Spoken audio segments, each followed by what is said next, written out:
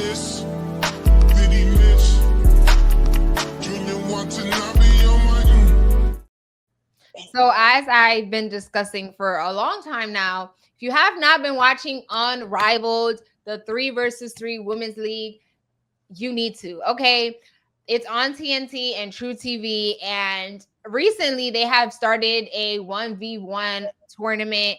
And the girls, honey, have been going at it. Okay. It's been so fun to watch. And, the clips have even gone viral. And the reason why I want to talk about this is because in one of the 1v1s, right, Breanna Stewart, who is one of the star players in the New York Liberty, she played against a rookie in the WNBA. Her name's Aaliyah Edwards, and they both went to UConn, which is known for, their college program, their women's college program. And in their 1v1 tournament, Aaliyah Edwards, mind you, like I'm saying, she is a rookie. Breanna Stewart has been playing, she's like a vet at this point, right?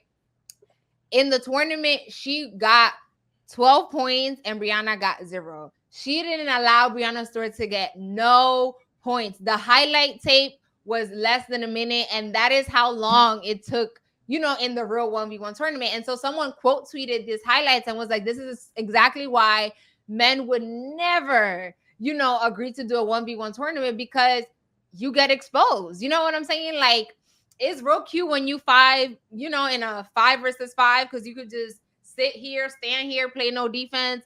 But 1v1, honey, they got a 7-shot, a 7-second shot clock, and it is just on 10. So I love that. I love that the women are like, yeah, even Breanna Stewart, after the fact, she was getting lit up on social media. You know how social media is. I saw one post, they said that girl tired. Okay.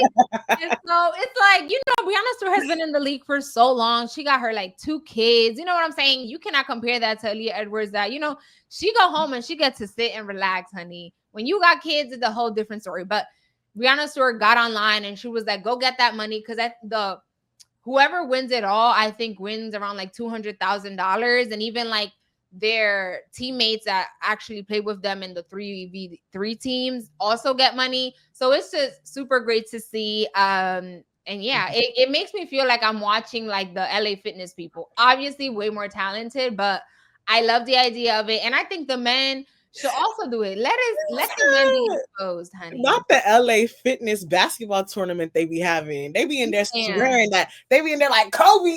Girl, they really do. When I see the men walking in with their basketball, they look like they feel like they really about to mess stuff up. Girl, sneakers be over the shoulder like they about to ready, ball out. Honey. It's the NBA who, honey. Talking about the NBA, let us discuss this. What happened to the Lakers? So as you know, last week we talked about all the trades that were happening throughout the NBA. Some shook us all, and some of us were like, why would y'all do that? Right? Mm-hmm. So one of the trades, so we've been talking about the Lakers a lot because the Lakers acquired Luka Doncic after sending AD. And I also want to say, you see Shayla's point. Yeah. AD injured. He out. For a few weeks. As of and now. They just got him. And y'all was so focused on Luka's conditioning. Luka out there scoring and everything on the court with the Lakers. There needs to be an investigation in that trade. But anyway, so the Lakers nixed their trade with the Charlotte Hornets for Mark Williams. So according to Shams, the 7-foot center failed his Los Angeles physical exam. The physical showed multiple issues, sources said. So the original trade for Mark Williams was supposed to be, Mark Williams is with the Charlotte Hornets. They were going to get Dalton Connect along with Cam Reddish and a 2030 pick swap and the Los Angeles 2031 first round pick, right? But all that is no longer happening. So the question I had for Shayla, because when I saw this, I was just like, that's very awkward.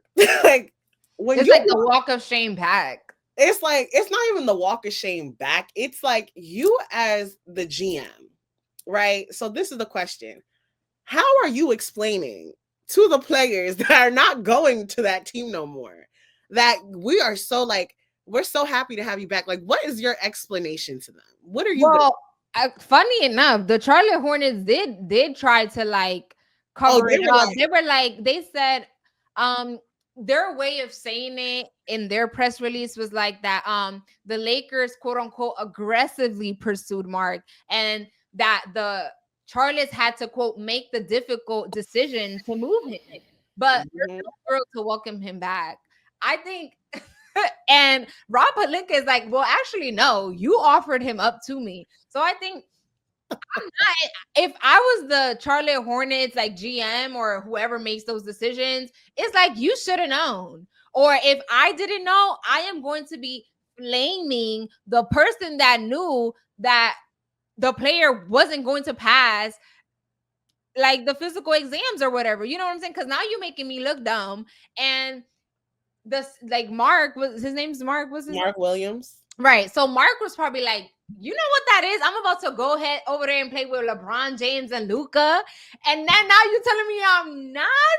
Oh, I would be so no, So as the GM, Hornets. girl, as the GM, what is your response to the players who are not like who were basically giving up in these trades and now it's no longer happening? Girl, How are you going to make a cohesive you can't. team working environment now that these players know, like, actually, I really ain't want you here. It just so happened that you back.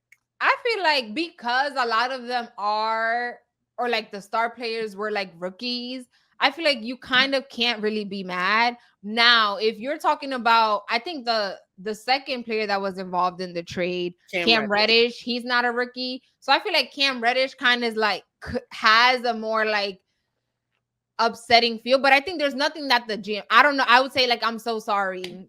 I thought this was what was going to be best for you, but we're going to make it work again. Like nothing that you told me is going to work for me. You know what I'm saying? Honestly, if you're a rookie, then like I'll swallow the pill because I'm just happy to be here. But for Cam Reddish, it's like, I feel like role players know too. You know what I'm saying? I think that's what was so shocking about the Luka trade is because role players know their time might be up at any time. When you are like the franchise player, that's when it's kind of like shocking because there's no way. But as a role player, you kind of just gotta be like, oh, I'm glad I'm still part of the NBA, honey.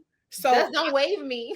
I think for me, if I was the GM, I think I would kind of go around the same way. So if I was the GM and I had to give them a response, like let's say I'm the Lakers GM and I got Dalton and Reddish coming back to me, I'd be like, I charged it to the game. It didn't end up working out. Welcome back to the team. I hope this works out this time. That's honestly what I would say. Like, what else can you say? You can't lie. But the reports are all out. They're there. You can't lie.